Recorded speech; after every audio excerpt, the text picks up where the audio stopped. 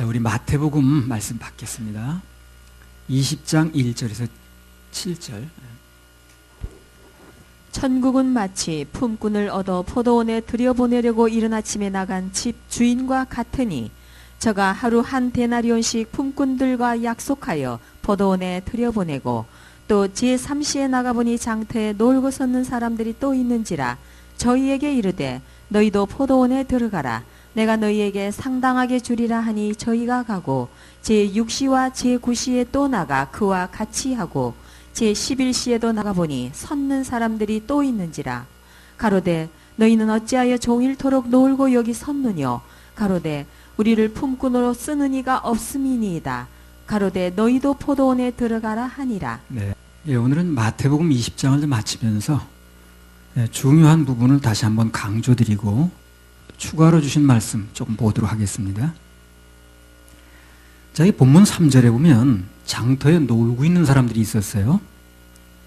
7절에도 보면 또 자기들을 품꾼으로 써주는 사람이 없어서 종일토록 또 있는 사람들이 있었습니다. 그런 사람들을 주인이 포도원으로 들여보냈다는 거죠. 이들은 누구나 다 이제 너나 할 것 없이 놀고 있든가 아니면 자기를 품꾼으로 써주는 사람이 없었던 사람들이라. 누가 먼저냐 나중이냐 따질 것 없이 다 한 가지로 주인에게 은혜를 입었죠. 그렇죠? 예. 그런 사람들이 이제 주인의 은혜를 입어서 포도원에 들어가게 된 겁니다. 그래서 이제 이 본문을 통해서 주님께서 주신 메시지는 뭐냐면 주님의 세계는 일이 아니라는 거예요. 이거 꼭 머리에 넣어야 됩니다. 예. 근본적으로 이게 먼저 마음에 들어와 있어야 돼요. 주님의 세계는 우리가 일을 할지라도 일이 우선이 아니라는 거예요. 일이 중심이 아니라는 겁니다. 그럼 뭐가 중심입니까? 은혜가 중심입니다. 이걸 한시도 잊으면 안 돼요. 안 그러면 조금만 또 시간이 가다 보면 내가 뭐 한계 없네, 있네, 뭐 이렇게 자꾸 나가는 거예요. 그게 기쁨을 잃는 원인이 되는 거예요, 이게. 기쁨을 잃어버리는 원인이 그거라니까요. 자꾸 뭘 하는 걸로 기준하다 보니까 나 별로 한계 없는 것 같은데 또 이런 식으로 흘러가다 보니까 기쁨을 또 잃게 되는 거거든. 주님의 세계는 내가 뭘 하고 안 하고 보다도 은혜의 세계다라는 거.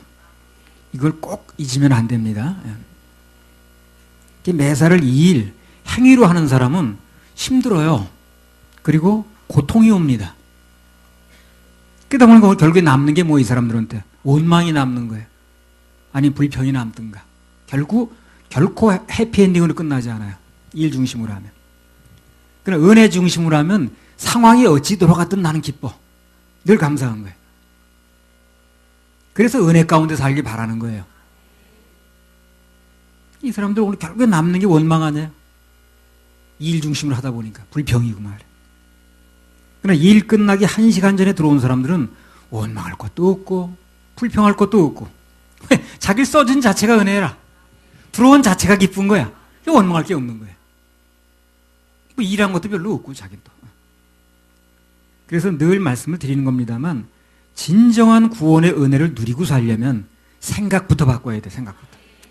이 생각이 바뀌지 않으면 마음밭이 바뀌지 않으면 절대 되질 않아요. 무슨 얘기를 해도.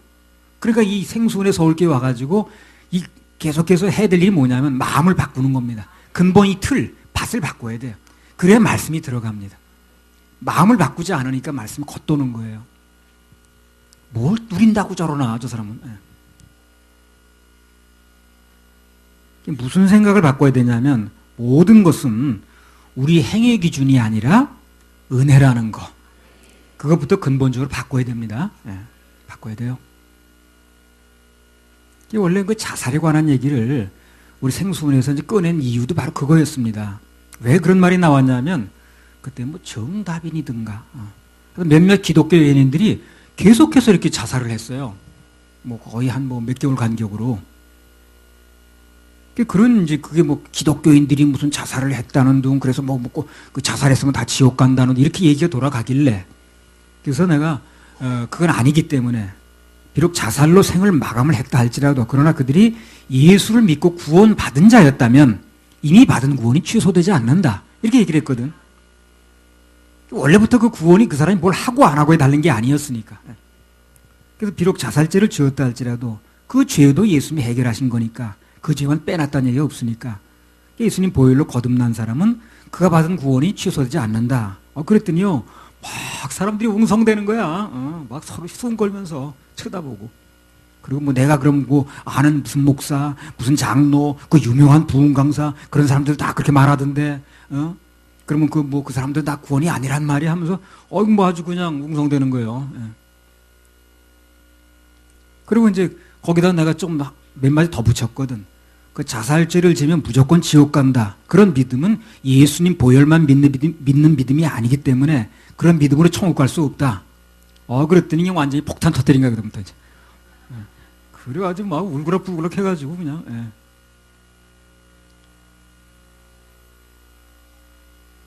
예수님 보혈이 다 해결해 놨다는데 그게 울그락불그락 할 일이 아니거든, 내 말이 말 때. 그게 자기도 모르게 그게 이제 근본적으로 예수만 믿고 있었던 게 아닌 거예요. 자기 미천이 막 드러나는 거예요, 이제. 그게 막 울그락불그락. 내가 시험 들 뻔했는데, 그때.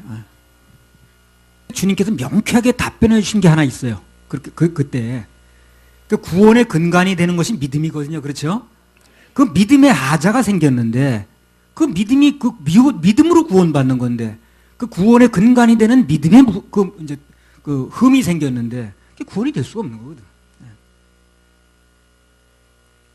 그 자살자 하나 잘못 생각했다고 그게 지옥이냐? 예.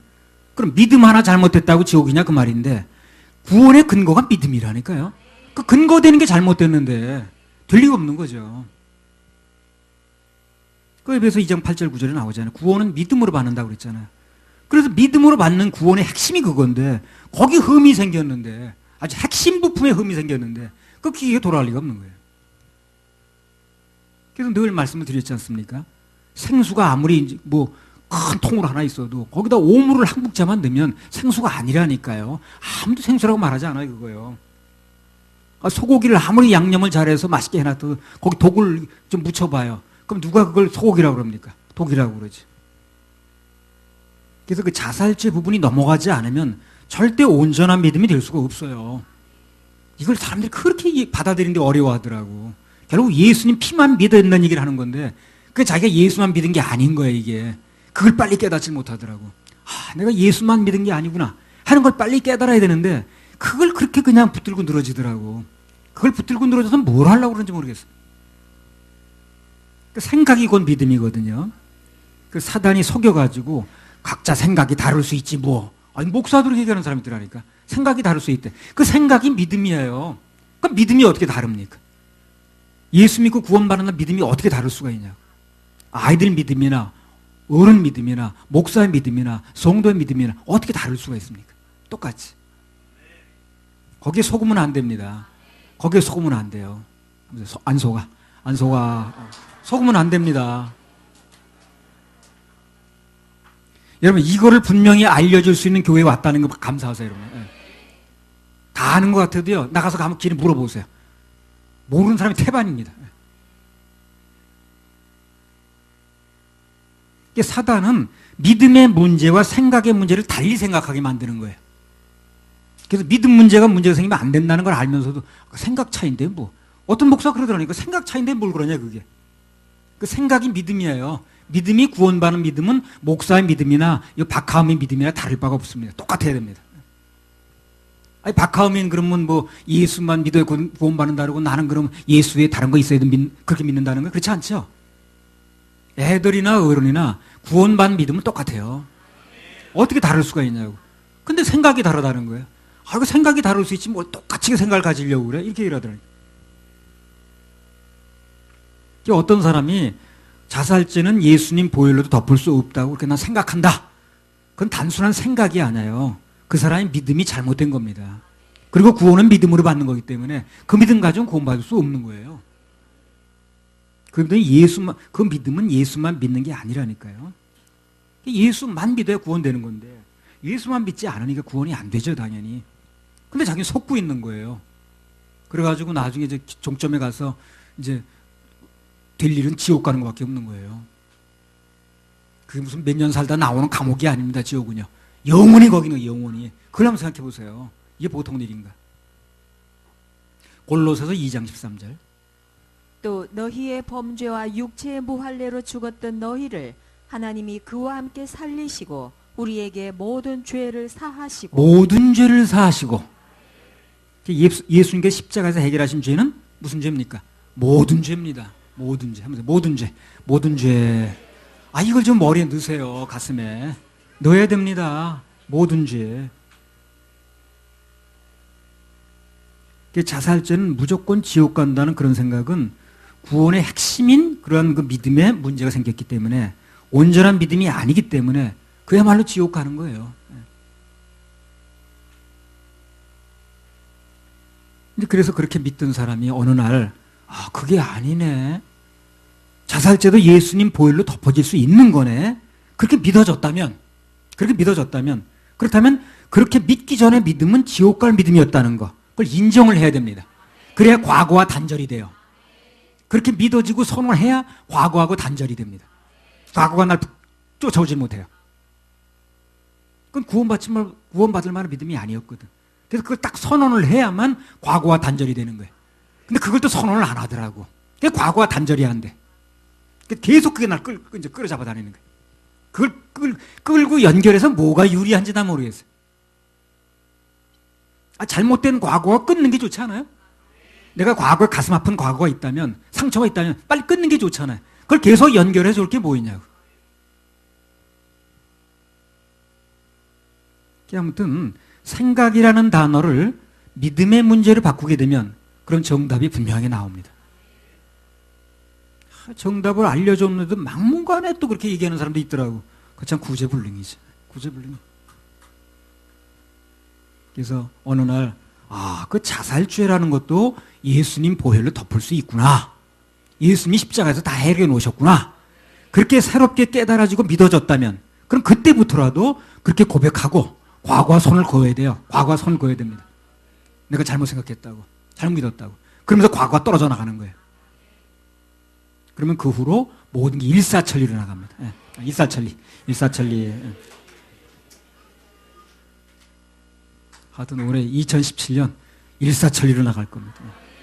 우리 그냥 집 얻는 것부터 일사천리로 시작하는 거예요. 그래서 다른 죄가 그렇듯이 이 자살이라는 것도 그 죄인데, 그것도 행위의 문제가 아니에요. 마음의 문제입니다. 그래서 이 세상에 자살로부터 자유로운 사람이 한 명도 있다 없다? 없습니다. 없습니다.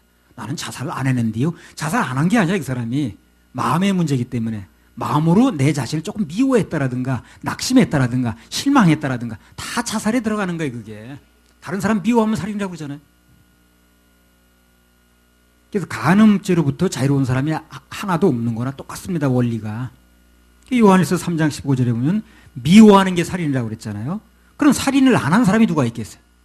마태복음 5장 28절에 보면 사람이 마음으로 음욕만 품어도 간음이라고 그랬잖아요. 그럼 간음으로부터 자유로운 사람이 누가 있겠냐는 거예요. 그걸 생각해야지. 조금만 이게 이제 누가 설명을 해주면, 제대로 인도해주면 다 될 수 있는 문제인데 인도를 잘못하는 거예요. 정반대 방향으로 인도를 해버리는 거예요. 인간의 힘으로는 도저히 죄의 문제를 그렇게 해결할 수 없기 때문에, 마음의 문제이기 때문에 해결할 수 없기 때문에, 그래서 예수님께서 친히 몸을 입고 이 땅에 오셔서 그 모든 죄를 대신해서 십자가에서 해결하신 겁니다. 싹 해결하셨죠. 싹 해결. 그래서 이걸 그때 얘기를 한 거예요. 내가 얘기를 하니까 이 말을 이렇게 못 알아듣더라고. 사람들이 못 알아들어가지고 내가 하도 못 알아듣게, 그러면 로마서 한번 읽어보세요, 갈라디아서 한번 읽어보세요, 히브리서를 읽어보세요 하고 얘기를 했지. 그랬더니 그런 거 읽으면 생수원에서 말하는 의도에 또 말려든대네, 그렇게 말하는 사람이 있더라고. 성경 읽으려는데 말려들 게 뭐 있나. 갈라디아서 읽든가 히브리서 읽든가 로마서 읽어보라고 그랬더니 그런 거 읽으면 생수원에서 말하는 의도에 말려든대, 읽지 말래, 그렇게 말하는 목사도 있더라고. 정말 예수님 피가 우리 지옥 갈 모든 죄를 덮을 수 있다고 믿는 분들은 더 이상 시간 끌지 말고 과거와 분명하게 선을 그어야 됩니다. 과거와 선을 그으세요. 그 과거를 뭐로 연결하려고 합니까? 선을 그는 방법은 간단합니다. 그 믿음 가지고는 구원받을 수 없었다고, 지옥 갈 수밖에 없었다고 선언하면 되는 거예요. 그러면 단절이 돼요. 근데 그걸 되게 또 인색해, 말하는 걸. 끊어지라는 거예요, 그래서. 딱 이 각을 그리면 손을 예리하게 그어야 되는데, 그게 안 되는 거예요. 그러니까 이게, 둥글럽죠? 둥글 비슷하게 돼가지고, 이게 된 건지 안 된 건지 모르겠는 거예요. 딱 손을 그어야 되는데. 그건 말하기 그렇게 싫은가 봐. 손을 긋기가. 그게 과거하고 단절을 못 하는 거예요. 과거와 단절이 안 되는 사람 다 불행하게 삽니다. 누구를 막론하고 그러더라고요. 과거와 단절이 안 되는 사람은 다 행복하지 않아요. 행복하려면 과거와 단절이 돼야 돼요. 근데 행복하지 않은 사람도 대부분 그거예요. 과거하고 단절이 안 되는 거예요. 그래서 요새 이 문화세가 그래서 나오는 거예요. 문화세가 뭡니까? 과거와 단절이죠. 그리고 과거와 단절이 되니까 에브라임이 오잖아요. 에브라임이 뭡니까? 창성이죠. 그러니까 단절이 안 되는 게 창성이 안 되는 거예요. 과거에 저당이 잡혀가지고 빠져나가지 못해. 정결한 신부가 누군가? 오직 예수님만 믿는 신앙이라. 예수님만 믿는 거예요. 나는 다 믿는데요. 오직 자살죄 하나만 그렇게 안 믿는다니까요. 바로 그 하나가 문제. 바로 그 하나가. 다른 거 다 믿어요. 근데 그 자살죄 하나만 그렇게 안 믿는다니까요. 그거는 생수에다 오물 파놓고 터놓고 그걸 생수라고 믿는 거 똑같거든. 아무도 그렇게 믿지 않는데. 다시 한번 강조하면 우리 주님은 이 일, 행위가 목적이 아니라 사람들을 포도원에 들여보내는 자체가 목적입니다. 그래서 1시간 전에 들어오든 아침부터 왔든 묻지 않는 거예요. 그래서 묻지 않는 거예요. 일 위주가 아니라. 그럼 만약 이 일이 목적이라면 끝나기 1시간 전에 사람을 들여보낼 이유가 없잖아요. 그죠? 그럼 뭐하러 들여보냈겠어요? 그래. 여기서 포도원은 천국을 모형합니다.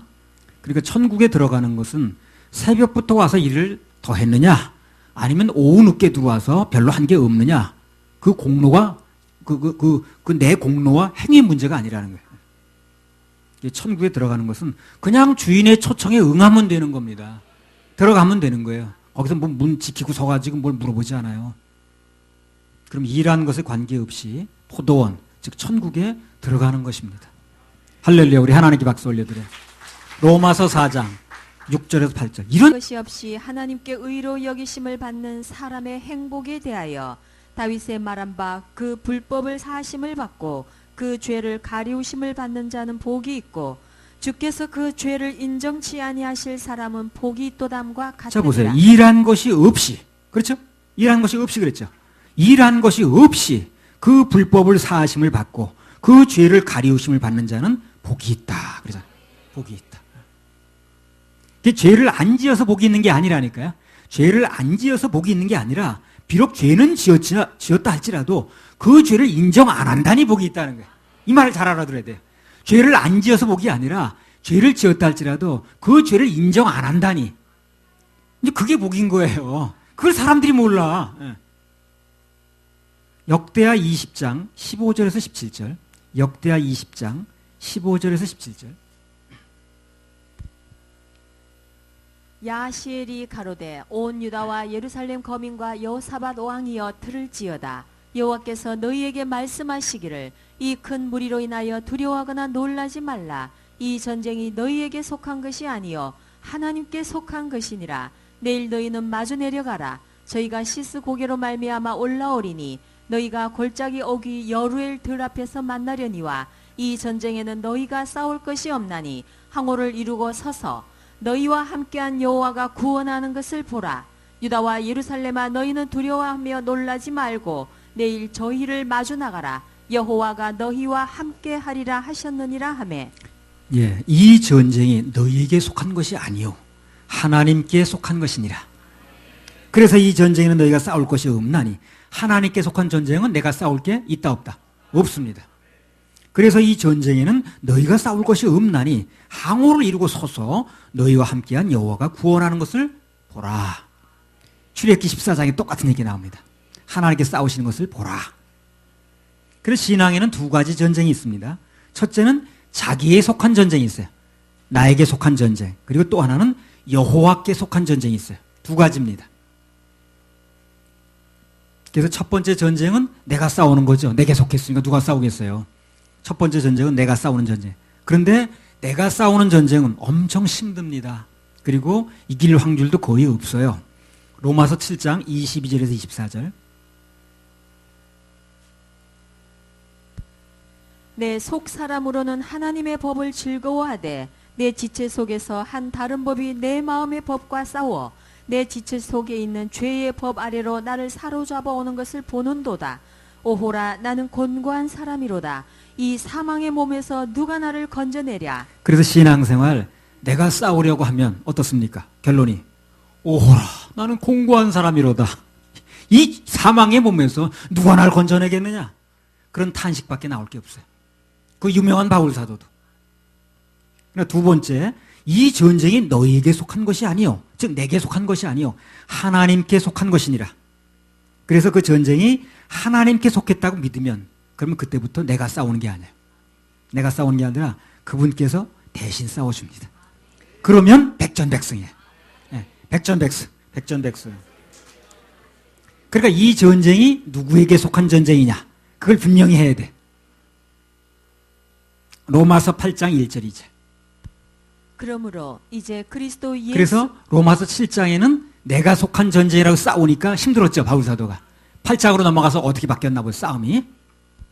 그러므로 이제 그리스도 예수 안에 있는 자에게는 결코 정죄함이 없나니 이는 그리스도 예수 안에 있는 생명의 성령의 법이 죄와 사망의 법에서 너를 해방하였습니다. 예, 그러므로 이제 예수 그리스도 안에 있는 자에게는 결코 정죄함이 없나니, 예수 그리스도 안에 있으면 어떤 여가 생겨도 정죄가 뭡니까? 죄를 정하지 않는다는 거예요.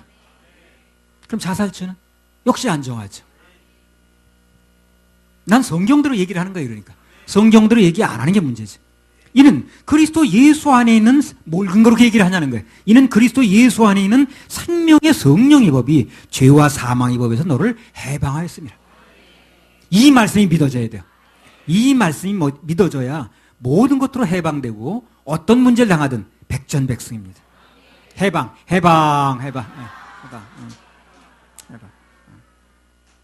자, 그러면 이 구령사역, 영혼을 건지는 사역은 누구 전쟁입니까? 누구의 전쟁이에요? 내 전쟁이에요? 여호와의 전쟁이에요? 하나님 전쟁이죠. 하나님과 사단의 전쟁이라. 영혼이 건져지는 거, 이 구령사역은 내 전쟁이 아니에요. 내가 영혼을 건지는 게 아니에요. 하나님과 사단의 전쟁입니다. 사단의 손아귀에 있던 영혼을 하나님께 다시 뺏어오는 거죠. 한마디로 내 전쟁이 아니라니까요. 그래서 특히 그 전쟁은, 영혼을 건지는 전쟁은 철저히 그분만 누려야 돼요. 왜? 하나님의 전쟁이니까. 너네 싸우는 걸 두고 보라고 그랬잖아요. 구령사역은 하나님의 전쟁이기 때문에 그분이 앞장서서 싸우시는 겁니다. 그러니까 순간순간 내 명철과 지혜를 믿지 말고 하나님을 믿어야 돼요. 그래서 끝까지 그분만 의지하고 믿음으로 나가면 마침내 하나님 길을 여십니다. 그리고 계속하면 반드시 이기게 돼 있어요. 반드시 이깁니다. 그래서 마태복음 20장의 포도원의 비유의 그 주 목적은 천국, 즉 주님의 세계는 일이 아니라 은혜로 결산되는 세계라는 것을 보여주는데, 그 메시지가 있습니다. 그 메시지를 했는데 우리 이제 알아들어야지 그걸. 이제 구원받은 후에 그 신앙생활도 자꾸 일로 하나님께 인정받으려고 하면 힘들고 지쳐요. 고통스럽습니다. 기쁨이 없어. 숨만 차. 그 누가복음 15장의 마달도 그런 케이스거든, 그게. 그 아버지가 주는 은혜를 누리고 살아야 되는데, 그래야 기쁨이 있고 감사가 있는 건데, 자꾸 일에서 인정받으려고 그러니까 행복이 없는 거예요. 뭐 나는 하나도 잡아먹은 게 없다는 이런 소리 나면서. 좀 더러 잡아먹으면서 하지 왜 그래? 왜 그렇게 나중에 그게 열심히 한다고 해놓고 그 원망으로 끝을 내냐고 그랬어. 잘 먹고 좀 잘 살지. 그러니까 이제 동생이 돌아와서 아버지는 기쁘다는데 그것도 동참이 안 돼, 또 자기는. 심정을 받을 수가 없는 거예요. 이 불행하는 삶이 되는 거예요, 그게. 남 기뻐할 때 자기는 그냥 그 시험이나 들고 말이야. 여기 마지막 그 11시에 들어온 사람들, 오후 5시에 들어온 사람들은 힘들 게 없어. 뭐 한 게 있어야 힘들지. 그러니까 원망할 것도 있다 없다. 없죠. 없죠. 그런 인생이 좋은 거예요, 그러니까. 그러니까 우리가 무슨 언제 들어왔느냐가 아니라 그 언제 들어왔느냐가 중요한 게 아니라 그 마음이 우리한테 와야 된다는 거예요. 어차피 자기는 힘들어서 일한 것도 없고, 따라 계산도 주님의 처분만, 그 주인의 처분만 바라는 거거든, 지금. 그러니까 일 끝나기 1시간 전에 들어온 사람이 뭐 무슨 일을 한 것도 없고, 그러니까 주면 감사한 거예요, 그냥. 주님께서 요구하시는 것은 뭐냐? 막차 탄 그 사람들처럼 우리도 매사에 은혜 감정으로 살라는 거예요. 은혜 감정으로 살라는 거예요. 그럼 만사가 감사하고 만사가 평탄하다는 겁니다. 예, 그런 얘기예요.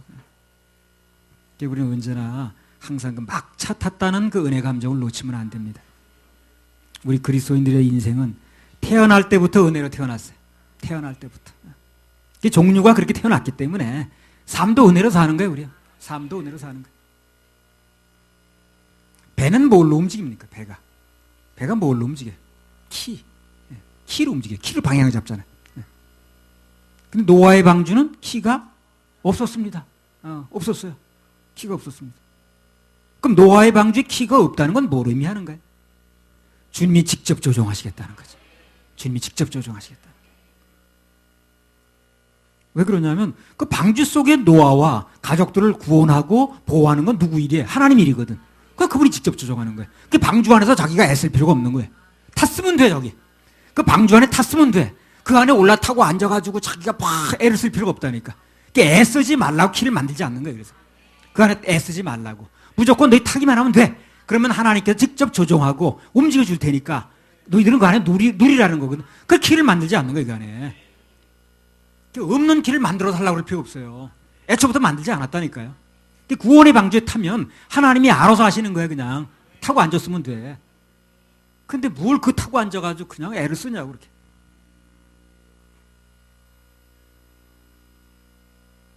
모든 고통의 원인이 어디서부터 오냐면 내가 나를 건지려는 데서 오는 거예요. 그게 내가 나를 건지려는 데서 고통의 원인이 옵니다. 그 내가 나를 보호하려고 하는 데서. 그래서 내 삶을 내 일로 보게 되면 그때부터 부담이 오죠. 고통이 옵니다. 내 모든 것이 하나님의 일이다. 그때부터는 매사를 온전히 맡길 수가 있어요. 그분 일이니까. 예. 그렇게 되면 그때부터 모든 것에 평안이 오고 안심이 옵니다. 예. 안심. 예.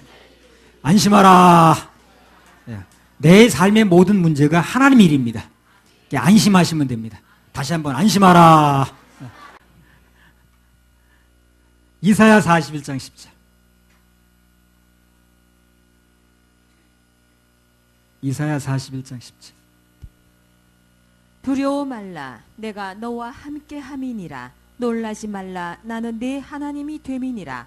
내가 너를 굳세게 하리라. 참으로 너를 도와주리라. 참으로 나의 의로운 오른손으로 너를 붙들리라. 두려워 말라. 이 말 한마디 뭡니까? 그분이 책임지시겠다는 거죠. 그렇잖아요. 두려워 말라라고 하는 건 무슨 얘기야? 책임지겠다는 거 아니야? 내가 너를 굳세게 하리라. 참으로 너를 도와주리라. 참으로 너를 도와주리라. 아멘을 받으세요. 이런 말씀. 참으로 너를 도와주리라. 참으로 나의 의로운 오른손으로 너를 붙들리라. 아멘. 네. 자, 마태복음 20장 8절에서 12절. 네. 저물매 포도원 주인이 청지기에게 이르되 품꾼들을 불러 나중 온 자로부터 시작하여 먼저 온 자까지 삭슬 주라 하니 제11시 온 자들이 와서 한 데나리온씩을 받거늘 먼저 온 자들이 와서 더 받을 줄 알았더니 저희도 한 데나리온씩 받은지라. 받은 후 집주인을 원망하여 가로되 나중 온 이 사람들은 1시간만 일하였거늘 저희를 종일 수고와 더위를 견딘 우리와 같게 하였나이다. 네. 자, 그럼 이들이 왜 주인에 대해서 불만 불평이 생겼는가? 자기는 먼저 들어와서 일했는데 왜 나중에 온 사람과 똑같이 주냐는 그거죠, 지금. 예. 그러니까 그 포도원에 들어온 그 자체에 감사가 있어야 되는데, 거기에 기쁨이 있어야 되는데, 뭘 받는 거에 초점이 있는 거예요, 이 사람들이. 들어온 자체가 기뻐야 되는데. 신앙생활도 그래요. 구원받은 자체가 기뻐야 되거든. 천국에 들어갈 수 있게 됐다는 게 기뻐야 되거든. 근데 뭘 받니 안 받니 이렇게 따지면 이제 문제가 생기는 거예요. 그러다 보니까 이제 주인에 대해서, 그 들여보내준 주인에 대해서 기쁨이 있는 게 아니라, 감사가 있는 게 아니라 불만이 있는 거예요, 이제. 불평이 생기는 거예요. 행복하지 않죠. 신앙생활 기쁘게 하려면 내가 천국에 들어가게 된 그 자체에 대한 기쁨이 있어야 돼요. 거기에 대한 감사가 있어야 됩니다. 그게 중요한 거예요. 그러니까 구원의 확신이 얼마나 중요합니까? 그게 없으면 그게 이제 없으니까 뭘 할 게 뭐 있어야지. 죄 가운데서 죽을 수밖에 없었고, 그리고 지옥불에 들어갈 수밖에 없었던 나를 예수님 피로, 예수님의 은혜로 구원해 주신 자체에 이 기쁨이 있어야 되거든. 그래야 감사도 있고 이제 그게 기쁨도 넘치는 거 아니겠어요? 자꾸 뭘 받는 것에 초점을 두면 오늘 이 사람들처럼 불만불평하다가 세월 다 갑니다. 나는 다른 사람보다 더 일했는데, 더 헌신했는데, 더 심었는데, 더 봉사했는데 왜 다른 사람보다 더 받는 게 없는 거야? 그 생각이 있으면 행복하지라는 거야. 여러분 이걸 아셔야 됩니다. 우리는 이미 우리가 한 것 이상으로요 훨씬 많이 받았어요. 받고 하는 거예요. 우리가 한 것보다 훨씬 많이 받았습니다. 지옥에서 천국으로 건져졌는데 이거보다 더 큰 보상이 어디 있어요? 먼저 받고 하는 거 아니에요? 받고 하는 거예요. 그렇죠? 신앙생활 엄격히 말하면 뭘 해서 받는 게 아니에요. 이미 받아놓은 거 감사하는 겁니다. 감사하니까 헌신도 하는 거고, 감사하니까 이제 뭐 각종 봉사도 하는 거고, 하여튼 그 순서가 바뀌면 안 돼요, 순서가.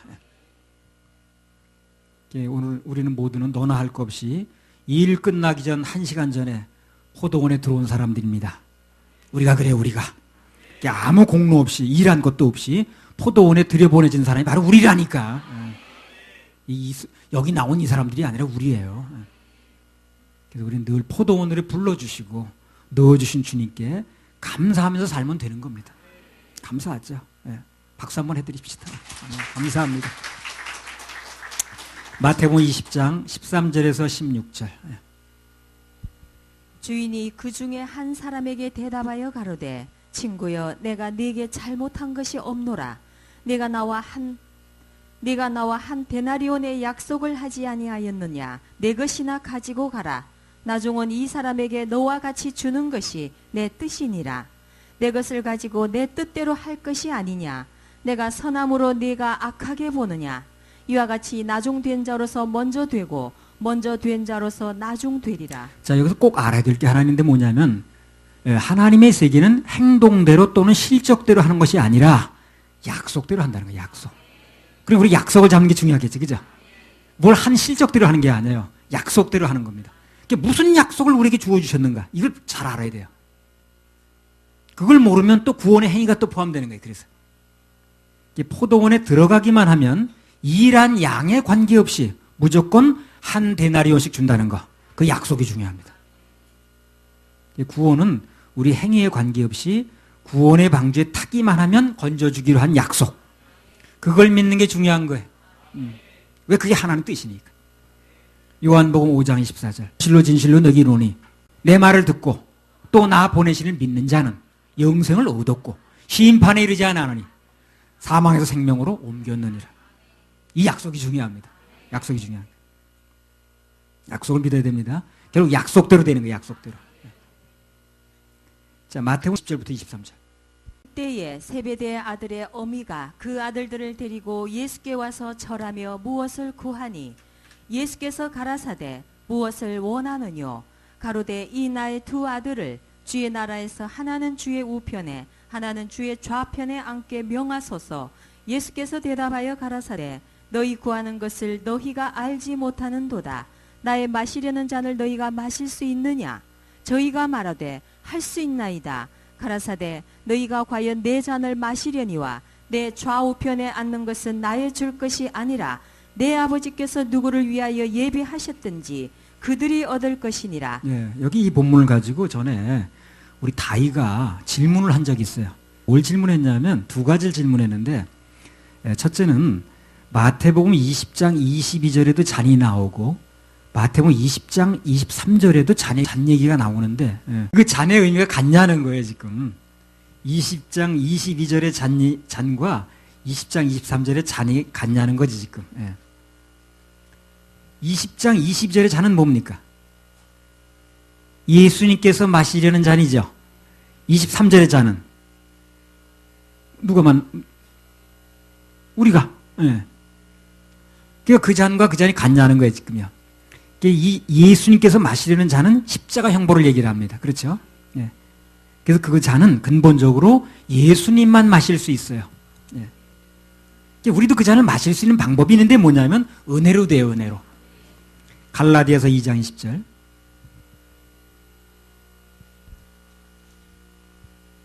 내가 그리스도와 함께 십자가에 못 박혔나니 그런즉 이제는 내가 산 것이 아니요 오직 내 안에 그리스도께서 사신 것이라.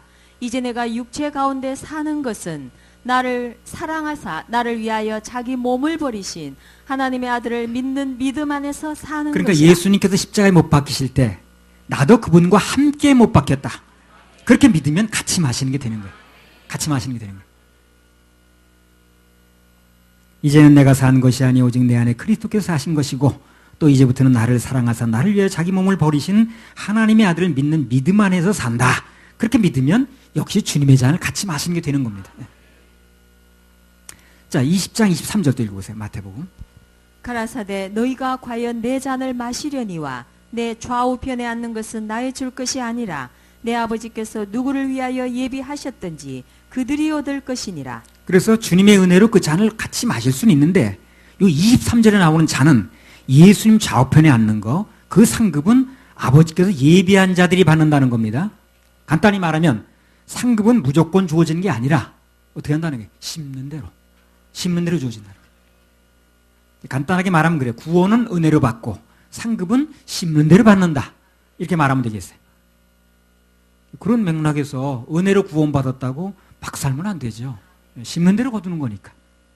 그래서 우리가 몸으로 어떻게 행했느냐에 따라서 반드시 결산이 있으니까. 고린도후서 5장 10절.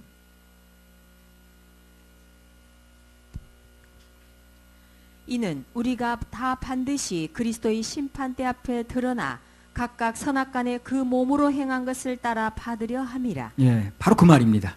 언젠가 구원받은 사람들에 대한 상급의 심판이 있다는 거예요. 물론 그 지옥 가는 심판은 아닙니다. 왜 그러냐면 요한복음 5장 24절에 구원을 받으면 지옥 가는 심판에는 이르지 않는다고 그랬으니까. 지옥 가는 심판은 아닌데 그들이 한 것에 대해서 상급으로 결산하는 심판이 있어요. 그리고 두 번째 질문이 뭐였냐면 그때 다이가 마태복음 20장 22절에서 야고보와 요한이 할 수 있다고 그랬거든. 어떤 마음으로 할 수 있다고 말했냐는 거예요. 그게 또 이제 질문이었어요. 어떤 마음으로 그렇게 대답한 것인지 궁금합니다. 그랬거든. 그때 그들의 마음은요, 인간의 노력과 헌신으로 할 수 있다는 생각이었거든. 오판한 겁니다. 오늘날 대부분의 사람들이 그렇게 생각하죠. 내가 뭘 하고 안 해야 구원이 되는 거죠. 구원 문제를 갖다 결부시킨 거예요. 다시 한번 강조하면 인간이 예수님 십자가 보혈의 잔에 참여하려면 내 행위나 헌신으로는 안 되고 오직 예수님 십자가 보혈을 믿는 믿음 그리고 은혜로만 가능합니다. 할렐루야. 우리 하나님께 박수 올려드려요. 날 구원하신 주 감사. 32번 한번 합시다. 날 구원하신 주 감사. 날 구원하신 주 감사.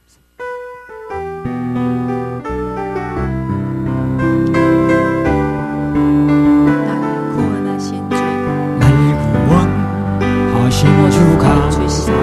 모든 것 주신 지난 추억에는 지난 추억이 내 감사.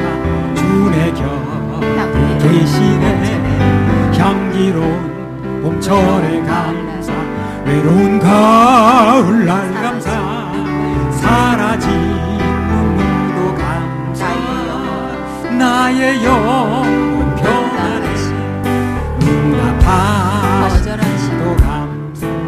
거절하신 해처럼 높으신 해처럼 높으신 모든 것 채우시네.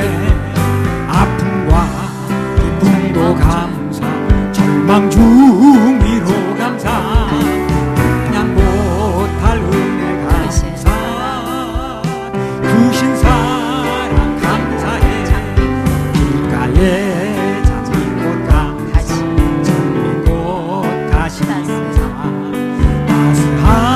따스한 가정 희망 주신 것 감사. 기쁨과 슬픔도 감사.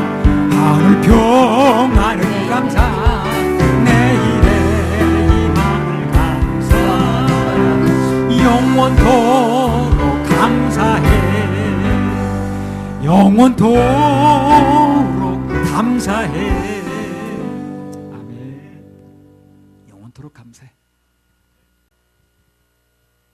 자, 나머지 본문은 조금 다른 측면에서 교훈을 한번 받아보겠습니다. 예. 마태복음 20장 20절에서 28절. 그때에 세베대 아들의 어미가 그 아들들을 데리고 예수께 와서 절하며 무엇을 구하니 예수께서 가라사대 무엇을 원하느뇨. 가로되 이 나의 두 아들을 주의 나라에서 하나는 주의 우편에 하나는 주의 좌편에 앉게 명하소서. 예수께서 대답하여 가라사대 너희 구하는 것을 너희가 알지 못하는도다. 나의 마시려는 잔을 너희가 마실 수 있느냐? 저희가 말하되 할 수 있나이다. 가라사대 너희가 과연 내 잔을 마시려니와 내 좌우편에 앉는 것은 나의 줄 것이 아니라 내 아버지께서 누구를 위하여 예비하셨든지 그들이 얻을 것이니라. 열 제자가 듣고 두 형제에 대하여 분이 여기거늘 예수께서 제자들을 불러다가 가라사대 이방인의 집권자들이 저희를 임의로 주관하고 그 대인들이 저희에게 권세를 부리는 줄을 너희가 알거니와 너희 중에는 그렇지 아니하니 너희 중에 누구든지 크고자 하는 자는 너희를 섬기는 자가 되고 너희 중에 누구든지 으뜸이 되고자 하는 자는 너희 종이 되어야 하리라. 인자가 온 것은 섬김을 받으려 함이 아니라 도리어 섬기려 하고 자기 목숨을 많은 사람의 대속물로 주려 함이니라. 자, 우리 인간이 가지고 있는 본능 중에 본능 여러 가지가 있겠죠. 식욕이라는 게 있습니다. 그렇죠? 그 하나님께서 주신 본능입니다. 식욕을 내가 만든 게 아니에요. 누가 준 게 아닙니다. 태어날 때부터 하나님께서 본능으로 주셨어요. 그러니까 식욕 자체가 절대 잘못된 게 아니죠. 식욕이 잘못된 겁니까? 식욕이 오히려 없으면 그럼 뭐가 잘못된 거예요, 그거는요? 밥맛이 없다 그러면 병이 났든가 뭐 잘못된 거 아니겠습니까? 그런데 식욕은 잘못된 게 아닌데 그 식욕이 너무 과해서 뭐 위장에 탈이 나거나 몸에 이상을 일으키면 그러면 이제 다른 문제가 되겠죠. 그건. 그렇죠? 식욕 자체는 잘못된 게 아닌데 너무 과해서 절제가 안 돼서 그거 뭐 그냥 뭐 탈이 나거나 병이 나면 그건 지금 잘못된 거예요. 뭐 성욕도 마찬가지겠죠. 그것도 그 자체는 하나님께서 주신 인간의 자연스러운 본능 중에 하나라. 그것도 뭐 인간 누가 만들어낸 게 아니에요. 그런데 그렇다고 해서 그 본능이라고 해서 뭐 허락하신 배우자도 아닌데 뭐 다른 대상과 부적절한 관계를 맺는다든가 그걸 가지고 해결하려고 한다면 또 잘못된 게 되는 거죠. 자, 그러면 같은 맥락에서 오늘 제자들이 으뜸되고자 했죠, 지금요. 크고자 하는 거죠, 자기냐. 더 커지려고 그러는 거 아니야? 누가 더 크냐. 이 제자들처럼 크고 으뜸이 되려는 것도 인간의 본능 중에 하나입니다, 그것도. 그렇죠? 본능이에요, 그것도요. 누구든지 다 크고 으뜸되고자 하지 밑에 뭐 바닥에 있겠다는 사람이 없거든. 크고 으뜸되고자 하는 게 뭐 학교에서 가르쳐서 하는 게 아니라 그게 다 본능이라, 그게. 굳이 잘못됐다고 볼 수 있다, 없다? 없습니다. 그래서 그 크고 으뜸되고자 하는 그 본능이 잘못된 건 아닌데 하나님께 주신 거니까. 다른 뭐 본능과 똑같은 거니까. 그런데 그것이 하나님의 방법이 아닌 세상적인 방법으로 이루려고 하니까 문제가 되는 거예요, 그게. 그 본능 자체가 잘못된 게 아니에요. 그런데 그것을 아까 얘기했듯이 하나님이 주신 방법이 있는데 그 방법대로 하지 않으니까 문제가 되는 거거든. 그럼 예수님께서 크고 으뜸되고자 하는 방법 자체를 뭐라고 이제 하셨는가? 그 얘기거든. 우선 볼 거는 그 크고 으뜸되고자 하는 그것을 예수님이 꾸중하지 않았습니다. 그렇죠? 꾸중하지 않았어요. 너 왜 크고자 해? 왜 으뜸되고자 하는 거야? 그렇게 말씀한 적이 없어요. 크고 으뜸되고자 하는 그 방법 자체가 그 본능 자체가 잘못된 게 아니라는 거예요. 그 마음 자체를 꾸짖은 적은 없어요. 그거 하나님께 주신 본능이니까. 근데 그것을 이루는 방법이 세상적이 아닌 하나님의 방법으로 하라는 겁니다. 그래서 예수님께서는 크고 으뜸이 되는 비결로 뭘? 섬김을 말씀하셨어요. 섬김. 남을 높이고 섬기면 결국 나도 높아지고 행복해진다는 거죠. 그게 크고 으뜸되는 비결이라는 거예요. 나만 크겠다는 방법은 세상이 추구하는 방법이 아니기 때문에 잘 되지도 않고 또 잘 됐다 할지라도 결과적으로 행복하지 않습니다. 주님께서 그걸 경계하시는 거예요. 오늘 본문에 보게 되면 예수님께서 장차 당신이 그 예루살렘에서 순환당하실 걸 말씀하셨잖아요. 그러니까 그 얘기를 듣는 동안에 이제 그 철없는 제자들은 그다 귀다 뭐 듣지도 않고 누가 더 높아지는 거야 지금. 그것만 저 관심이 있는 거예요. 그러니까 예루살렘에 올라가신 왕 되는 걸로 생각해가지고 이제 하나 잡게 생긴 거예요. 그러니까 빨리 누가 한 자리 차지하냐가 중요한 거예요. 영적으로 너무 무지했죠. 여기 뭘 좀 하나 볼 수 있냐면 영적으로 무지하면 예수님 열심히 따르는 건 맞아. 그런데 전혀 다른 목적으로 예수를 따를 수 있다는 거예요. 열심히 따랐지 이 사람들이야. 모든 거 버려주고 왔으니까. 근데 영적으로 무지하면 예수님을 따르기는 하는데 전혀 다른 목적으로 따를 수 있어요. 오늘날 사람들이 구원을 받으려고 뭐 열심히 노력은 하는데 선행과 봉사를 하는데 결국 그 방법이 잘못된 건 똑같아요. 영적으로 무지하다 보니까 전혀 다른 목적으로 선행을 하고 전혀 다른 목적으로 봉사를 할 수가 있다는 거죠. 근데 참 여기서 눈에 보이는 게 또 뭐냐면 한 가지 눈여겨볼 게 뭐냐면 예수님 말을 영 못 알아듣죠, 이 사람들, 제자들이. 근데 예수님이 그렇게 꾸중을 하지 않으셨다는 거예요. 예. 그래 열심히 설명을 하시는 거야. 예. 그게 아니고 왜 그렇게 하실까요? 일단 들어두면 언젠간 깨닫는 날이 오는 걸 보는 거예요.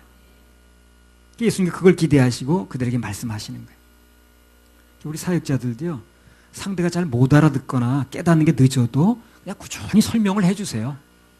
그렇게 못 알아들어. 중독이 오래됐으니까 못 알아듣는 거예요. 깨나는데 시간이 걸리는 겁니다.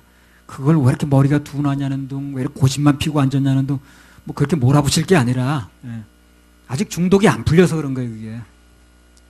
예수님은 그 못 알아듣는 제자들 자꾸 설명해 주시는 거예요. 그래서 언젠가 이제 알아들을 걸 믿고. 사역자들 상대가 잘 못 알아듣거나 깨닫는 게 늦어도 그냥 꾸준히 설명을 해 주세요.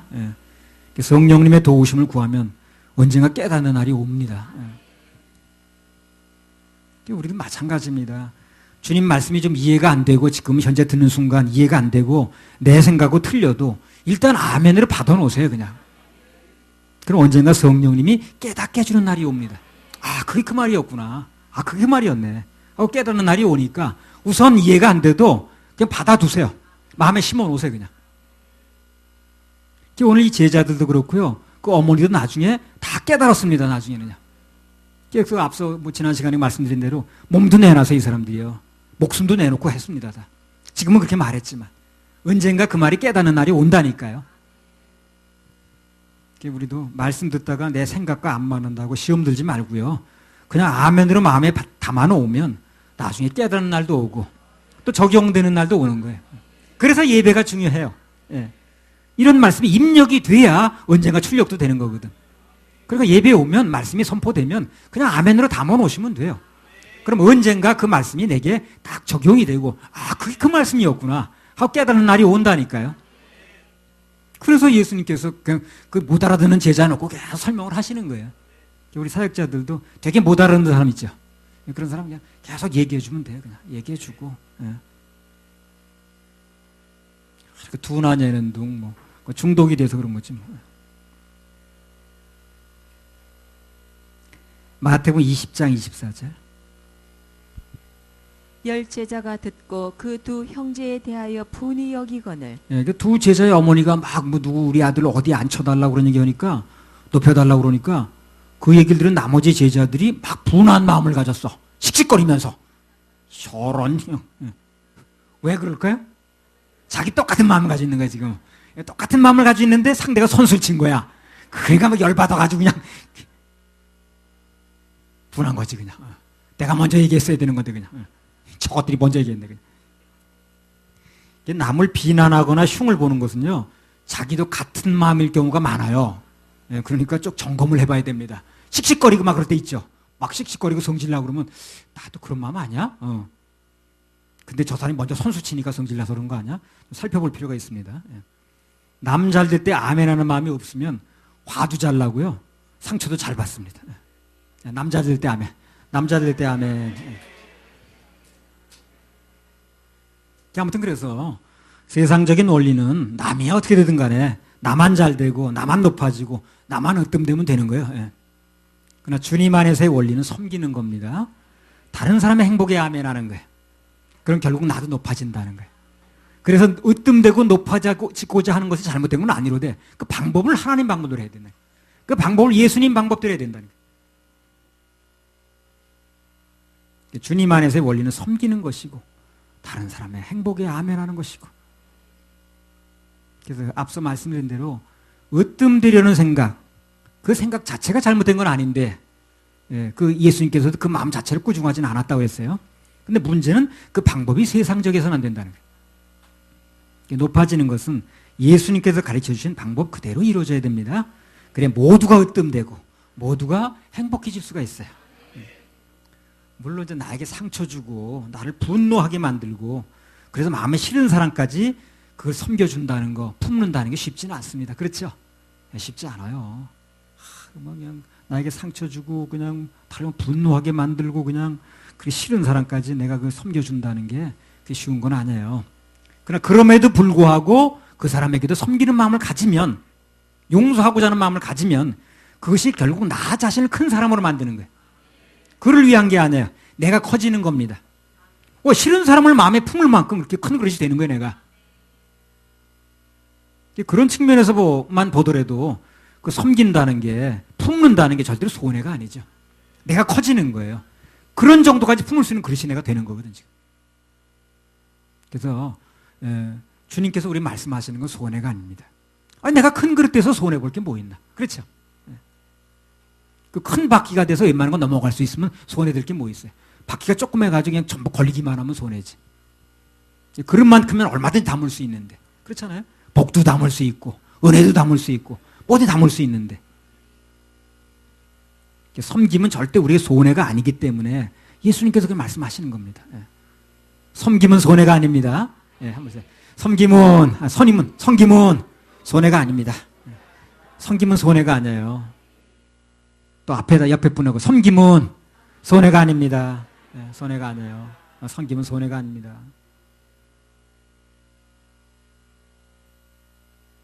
아무튼 오늘 이 본문을 통해서 주님께서 말씀한 주된 메시지는, 주된 교훈은 다른 사람을 섬기고 채워주면 나는 저절로 잘 된다는 거예요.